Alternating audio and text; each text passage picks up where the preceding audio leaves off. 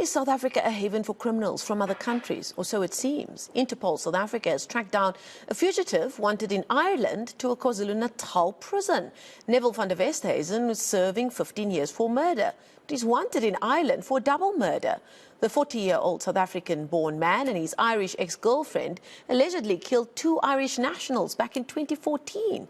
For more on this discussion, we're joined by the Interpol ambassador, Andy Mashaile, who joins us from here in Gauteng. Thank you so much for your time this evening. I mean, we're focusing today, my apologies, we're focusing today on the story involving a South African wanted for double murder in Ireland, but it comes in a week where we've had headline news involving a suspected Israeli gang leader who had an Interpol red notice attached to his name since, I think, 2015. He was arrested in Bryanston. And then a Zimbabwean businessman was arrested in Sandton. He was wanted in Zimbabwe for charges like kidnapping and robbery. And he also had a red notice attached to his name from Interpol Harare.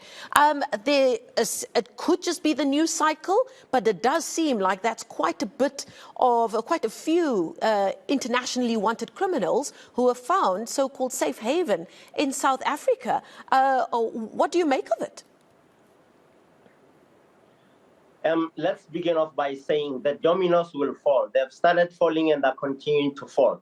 There will be 2 very soon that will come to your screens. I'm not going to go into the details. I received a call yesterday, speaking to 2 wanted guys somewhere else in and around the informal settlement. But basically, this means we have had a problem of porous borders. We have had a problem of ineffective border management. We have had a problem of corruption at the borders. We have had a problem of not testing people who come through to our country. What do I mean by testing? SAPS in the local areas.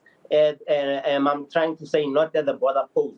They have had what you call an MCD and a morphotouch, where you put your hands on the morphotouch and it will connect directly to your HANIS or Home Affairs and National Identification System. And the HANIS would then indicate what kind of a person this is, whether this particular person is wanted by the police.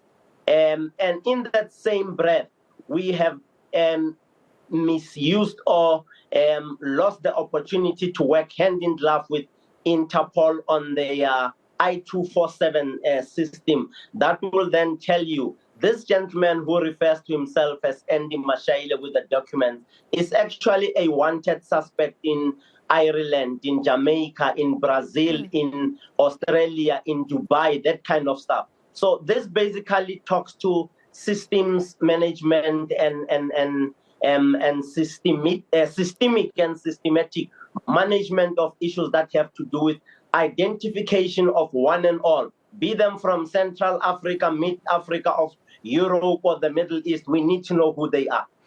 Now, I hear your line about our porous borders, and that's something that many from various sectors have pointed to as being a major reason that we have been seen internationally as a safe haven.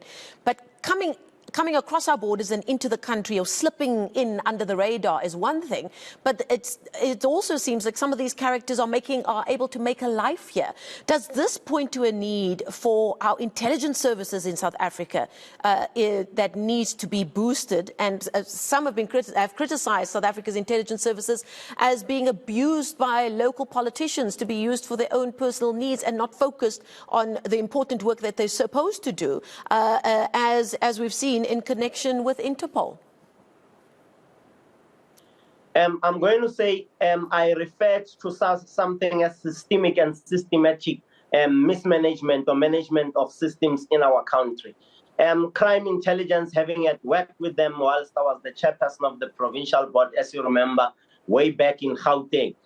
I have worked with some of the most hardworking, most dedicated. It's not all of those who are in the system who drop the ball.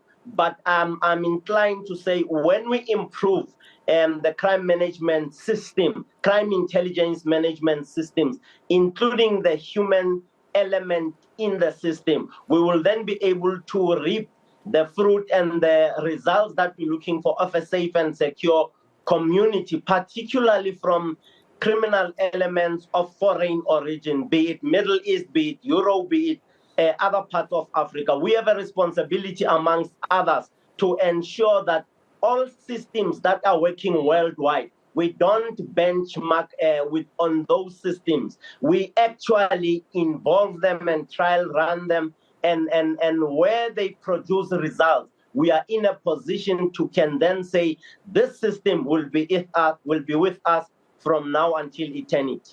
Is there the hope that big arrests like the ones we've seen just this week and the fact that it makes it into the news headlines, is there the hope that this will send the message out there that South Africa no longer wants to be seen as a safe haven for internationally wanted criminals? This is a very powerful message. Just imagine those wonderful police officers referred to as the Special Task Force with their brown uniform, walking in there, doing what they do best. People who were in that yard not wanting to comply, the gate being evidence and an exhibit that when police want to arrest an international don or kingpin or a leader of the mafia, and they don't want to comply when they are on our soil, we will do what we do best to make sure that we extract them from the hideout. I'm grateful to all law enforcement agencies, your Special Task Force, Interpol, all other law enforcement agencies that were there. The message that the people of this country are sending to the criminals who are of foreign origin and they are watching this newscast: we will come after you. Law enforcement in this country through all structures and all dedicated police officers and members of the community who continue to be in touch with these individuals.